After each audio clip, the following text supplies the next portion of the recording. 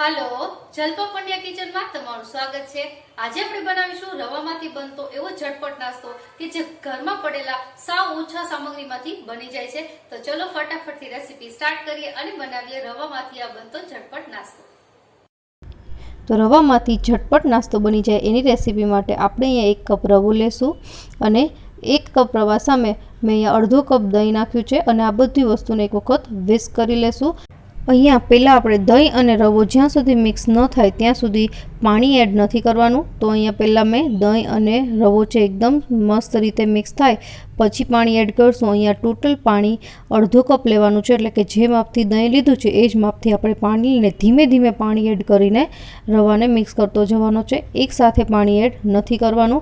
तो 1 कप रवो अर्धो कप दही अने अर्धो कप पाणी आ एनुं माप छे अने ए रीते ज बनावशो तो परफेक्ट आपणो जे झटपट बनी जाय एवो नास्तो छे तैयार थई जशे। हवे एकदम सरस रीते फ्लफी एवुं मिक्सचर रेडी छे। हवे आपणे आने 15 થી 20 मिनिट रेस्ट माटे राखी देशुं। 15-20 मिनिट थई गया पछी आपणे जोशुं तो रवो छे एने बधुं दही अने जे आपणे पाणी नाख्युं तो एकदम सरस रीते सोक करी लीधुं छे। हवे आपणे एमां फ्लेवर नाखशुं। तो अहींया मैं आदू मरचानी एक मोटी चमची भरीने पेस्ट नाखी छे। आदू मरचानी पेस्ट में मरचा थोड़ा तीखा लेवा मैं अहींया 3 मरचा नाख्या था अने हवे नाखीशुं एमां मीठुं स्वाद प्रमाणे। बस आ 2 वस्तु अने बधी वस्तु मिक्स करी लेशुं। जो तमे इच्छो तो गाजर, डूंगળી, कोबी, वटाणा ए बधुं नाखी शको छो पण मैं अहींया कोई ज वस्तु नथी नाखी। जस्ट आ 2 वस्तुथी ज आपणो रवानो नास्तो छे तैयार करवानो छे।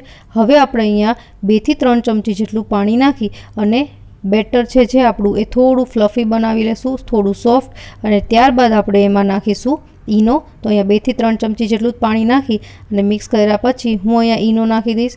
मैं अहींया 1 आखुं पाउच छे ईनोनुं नाख्युं छे अने हवे आपणे ईनोने एक्टिवेट करवा माटे जस्ट 2-3 चमची जेटલું पाणी नाखी अने ईनोने एक्टिवेट करी अने आपणे मिक्स करी लेशुं।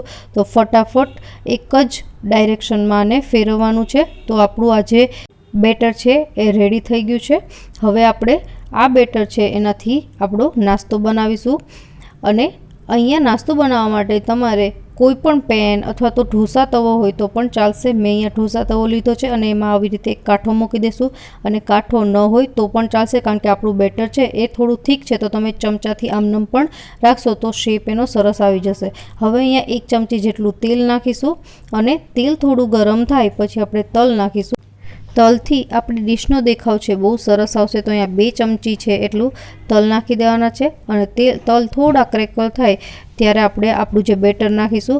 याद राखवुं आ बधी वस्तु एकदम धीमा गैसे करवी। तो हवे आपणुं बेटर छे एने आपणे आमां नाखी देशुं। बेटर ने आपणे આવી રીતે પોર કરી અને ચમચાની મદદથી હળવા હાથે બસ એક સરખું કરી અને હવે આને પકવવા મૂકી દેશું।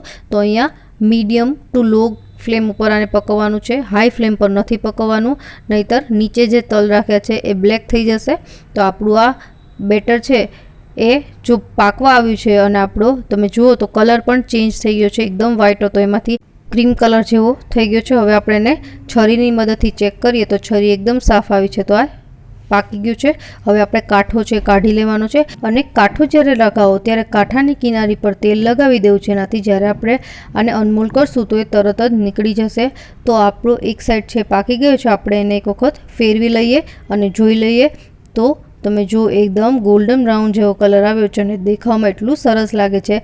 अने આવી રીતે બીજી साइड पण आपणे आने 5 થી 7 मिनिट सुधी लो टू मीडियम फ्लेम पर पकावी लेशुं। तो फरीथी मैं लीड ढाकी दीधी छे अने 5 થી 7 मिनिट आपणे पकावशुं। तो तमे जो बीजी साइड पण हवे पाकी गई छे तो आपणे एने एक वखत फेरवीने जोई लईए तो आपणुं बंने साइड एकदम गोल्डन ब्राउन जेवो कलर आवी गयो छे। तो आ आपणो रवानो जे झटपट नास्तो छे तैयार छे। कोईपण जातनी प्रिपेरेशन वगर तमे घरे बनावी शको छो अने आमां तमारी चोइसना वेजिटेबल्स उमेरी शको छो। तो आपणो आ रवानो नास्तो तैयार छे। हवे बीजी बेटर छे एमांथी बनावी लईए। तो तल छे जे थोड़ा विखराई गया था एने आपणे भेगा करी अने थोड़ा तल वधारे उमेरीने फरीथी आपणे जे बेटर बनाव्युं हतुं ए नाखी देशुं अने एने पण આવી રીતે सेम પકાવી લેશું તો આપણું જે રવાનો નાસ્તો છે રેડી થઈ જશે. તમે આમાં હાંડવો જેવું બનાવવું હોય તો હાંડવો પણ બનાવી શકો છો. હાંડવાના જે વેજીટેબલ્સ આપણે નાખીએ છીએ એ નાખીને આનો હાંડવો પણ બને છે, એ પણ બહુ સરસ લાગે છે. તો આ રેસીપી છે એ જ્યારે ઘરમાં સાવ ઓછી વસ્તુ હોય અને કંઈક ખાવાનું એવું મન થાય ગરમ ગરમ તો આપણે બનાવી શકીએ છીએ. અને આ આપણું બંને સાઈડ છે પાકી ગયું છે. આને પણ આપણે પ્લેટમાં કાઢી લેશું અને હવે આપણે એને સર્વ કરીએ. તો સર્વ કરવા માટે તમે આને ફુદીના અને કોથમીરની ચટણી સાથે સર્વ કરી શકો છો, ટમેટાની ચટણી સાથે સર્વ કરી શકો છો. પણ જેવી રીતે આ નાસ્તો ઝટપટ છે એવી રીતે આની ચટણી પણ ઝટપટ બનાવી છે, જે છે દહીંની ચટણી. તો એને મેં દહીંની ચટણી સાથે સર્વ કરી છે. તો ચલો, આ મારી રેસીપી ડન છે. જો રેસીપી પસંદ આવી હોય તો તમારા ફ્રેન્ડ્સ અને ફેમિલી સાથે વધારે શેર કરજો, લાઇક કરજો અને મારી ચેનલને સબસ્ક્રાઈબ કરવાનું ન ભૂલતા. મળીએ નવી રેસીપી સાથે. ત્યાં સુધી બાય.